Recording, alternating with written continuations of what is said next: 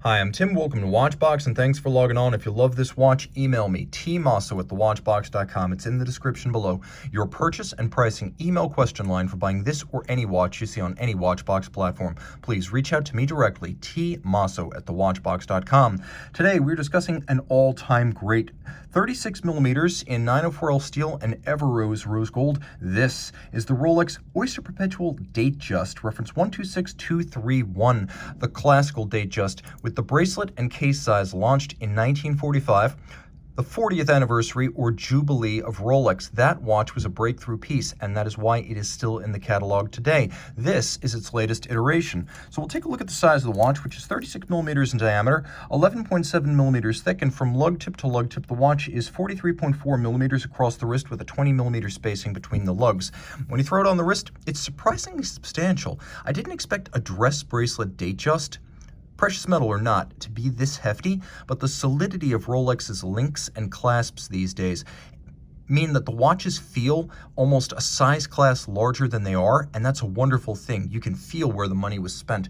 The size is superb on my 16 centimeter circumference wrist. You could see it would fit a much smaller wrist, and I can recommend this watch for a wrist as small as 13 centimeters in circumference. Now, the timepiece has a wonderful bracelet. This would have been called the Super Jubilee a generation ago. We've gotten used to the idea of a Jubilee with all solid links and a solid, thick gauge clasp, but it's still wondrous. If you remember how vintage Rolex watches used to be, this feels as solid as a sports watch bracelet from the old days. Now, of course, the clasp is a lift lock system. You can see the polished straight through, satin finished shoulders, polished outer faces. It is not a friction fit system. There is actually a beak and a hook internally, so it latches shut, and you have to raise it and unlatch it to open it. So there's a lot of security inherent there, even without the clamshell lock.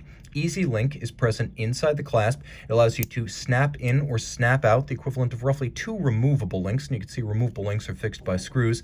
There are also some divots drilled inside the clasp, 3 of them. So the center one, the one that's inboard, and then this one outboard. And this allows you to use your strap tool to change the anchoring point to the bracelet inside the clasp. So between Easy Link, the removable links, and these divots, you're going to be able to size precisely and get a good fit. Rolex makes its own cases, its own clasps, bracelets, bezels, and it has its own foundry, which means it makes its own steel and gold.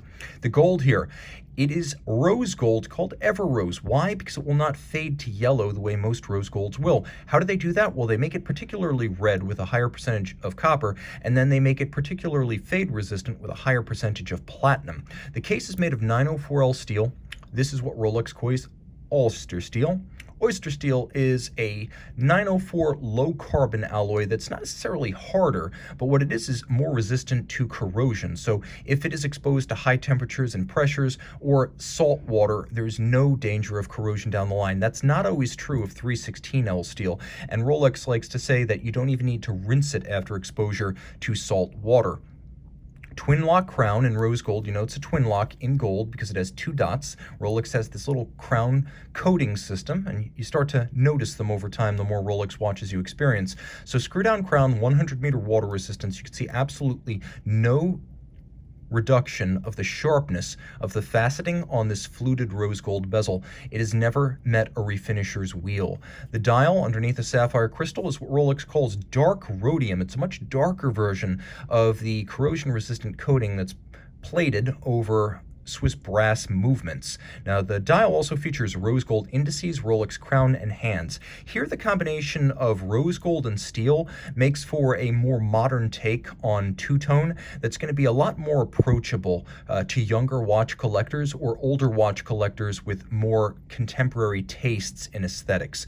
So this watch will appeal to both, and because this is a model that has debuted since the 2018 model year, Rolex is slowly rolling over all of its new watches to this little new crown dial that has 2 crowns, one at 12 o'clock and then one between Swiss and Made down at 6 o'clock. Cyclops eye magnifier. This actually became part of the Datejust lineup in 1954. The very first watches did not have the magnifier, but it's handy if you wish to read the date. And of course, the Rolex Datejust was thusly named because it had an instantaneous jumping date.